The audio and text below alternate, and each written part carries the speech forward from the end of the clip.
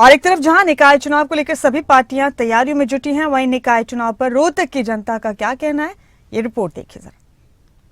हरियाणा में निकाय चुनाव का डंका बज चुका है। तमाम राजनीतिक दल सक्रिय हैं और अपने अपने स्तर पर प्रयास करें। फिलहाल हम लोग रोहतक में मौजूद हैं। रोहतक नगर निगम का चुनाव होना है और रोहतक के संदर्भ में अगर बात की जाए तो रोहतक पर फिलहाल कांग्रेस का कब्जा पूरी तरह से कहा जाएगा, क्योंकि यहाँ से जितने भी एमएलए चुने गए हैं, रिसेंटली जो चुनाव हुआ है उसमें तमाम जगहों पर कांग्रेस का कब्जा रहा है। और यहाँ से जो सांसद हैं वो भी कांग्रेस पार्टी के हैं। दीपेंद्र सिंह हुड्डा, भूपेंद्र सिंह हुड्डा का पुराना गढ़ ये रोहतक कहा जाता है। यहाँ के लोगों से बातचीत करेंगे कि निकाय चुनाव को लेकर वो लोग क्या सोच रखते हैं, क्या मानते हैं कि यहाँ पर कुछ काम हुआ है। कुछ लोग यहाँ पर खड़े हैं। नगर निगम के चुनाव होने जा रहे हैं, आप लोग कैसे देखते हैं? कुछ काम हुआ है रोहतक में? रोहतक में कोई काम नहीं हुआ भाई साहब। यहाँ पे 7-8 साल हो गए, यहाँ भी झाड़ू नहीं लगती थी। डेली झाड़ू लगा करती हमेशा। यहाँ पे कूड़ा भी हम खुद घेर के आते हैं। वहाँ बिल्कुल ठप कर रखा है सिस्टम इन्होंने। ये देख लो, सामने देखो गंद, उधर देख लो, आगे देख लो, इधर देख लो, चारों तरफ गंद ही गंद है।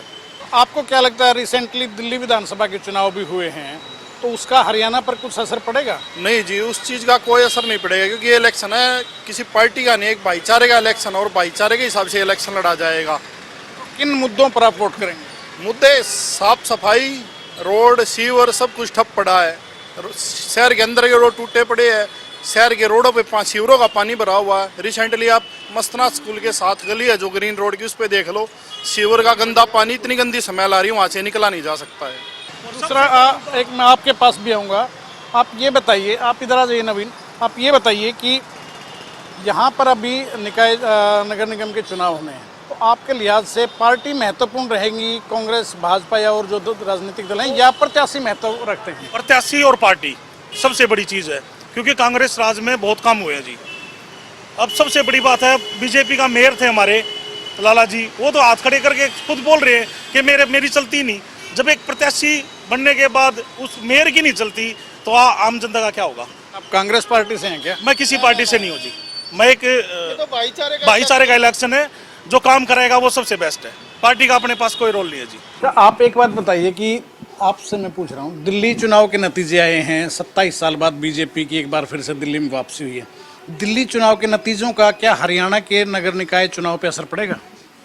शायद मुझे लगता पड़ेगा, बहुत असर पड़ेगा उस चीज़ का, क्योंकि जो अभी केजरीवाल जी जो वहाँ पे हारे हैं दिल्ली के अंदर, तो उसका असर बहुत पड़ेगा यहाँ पे हरियाणा के अंदर।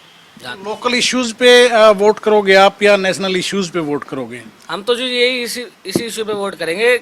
हमारा काम हो और एक प्रत्याशी का चेहरा देख के, और अगर अच्छा अनुभवी होगा हम तो उसी को वोट करेंगे। वो चाहे मोदी का हो, चाहे वो कांग्रेस का हो, चाहे किसी का भी हो। ना मोदी महत्व रखते हैं ज़्यादा, ना कांग्रेस पार्टी महत्व रखती है। महत्व रखता है तो नेताओं का काम महत्व रखता है। कुल मिलाकर इन लोगों का यही मानना है और इनका कहना है कि ये लोग पार्टी दल देखकर नहीं, बल्कि प्रत्याशी और उसकी सोच देखकर वोट की चोट करेंगे। वीडियो जर्नलिस्ट कमलजीत के साथ देवेंद्र दांगी, रोहतक। और निकाय चुनाव को लेकर यमुनानगर के वोटर्स का क्या कहना है, इस पर देखिए मेरे साथी रजनी सोनी की रिपोर्ट।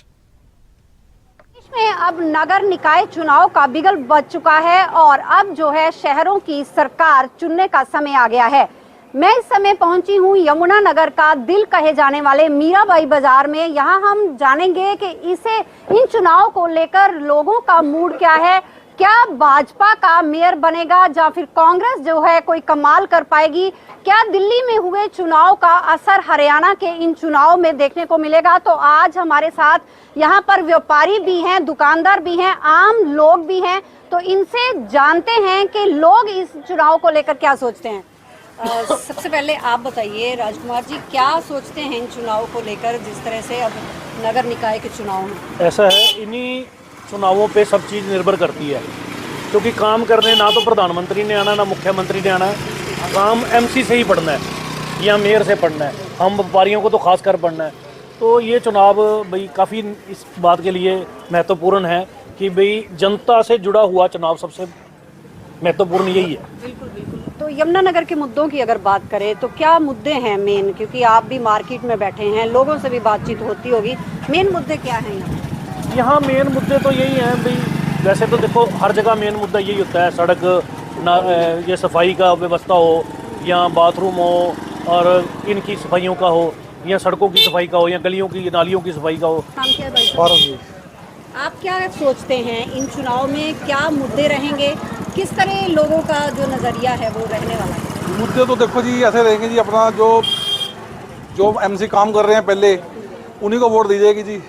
उन पर पूरा विश्वास है कि हमारा काम ये करते हैं, क्योंकि ये तो जो अपने वार्ड के सारे वोट है देखो जी, तो ये तो ऐसे ही चलेगा जी सिस्टम। मेयर किसका लगता है, कौन सी पार्टी का बन सकता देखो जी बीजेपी के बनेगा जी, जहाँ तक उम्मीद है, क्योंकि सरकार ऊपर तो बीजेपी के देखो है जी, तो काम सारे वही कराएंगे देखो जी। सबका अपना अपना नज़रिया है। सर आपका क्या नाम है? राजपाल सुखमनी लंगा मीना बाजार। आप क्या सोचते हैं यहाँ? तो ये सोचते हैं बीजेपी, ऊपर भी बीजेपी नीचे भी बीजेपी होगी तभी काम हो पाएगा। क्या नाम है सर आपका? कमल देव। एक इधर देखिए। कमल देव। क्या सोचते हैं जिस तरह से नगर निकाय चुनाव है, क्या मानते हैं किसका मेयर रहने वाला है, या क्या आगे सोचते मेयर हैं? तो बीजेपी का ही रहेगा जी। स्टेट में बीजेपी है, सेंटर में बीजेपी है, तो मेयर भी बीजेपी का ही होना चाहिए, काम तभी होएंगे। तो दूसरी बात ये है कि हमारे बाज़ार में टॉयलेट की बहुत दिक्कत है। पिछले 5 सालों में इन्होंने हमें टॉयलेट नहीं दिया बना के, अब आगे उम्मीद है कि ये बना दें। मेन मुद्दा काम करना है, जिसने काम किया उसको वोट मिलेगी, वही जीतेगा जी। बाकी बीजेपी का मेयर बनेगा, ये कंफर्म है।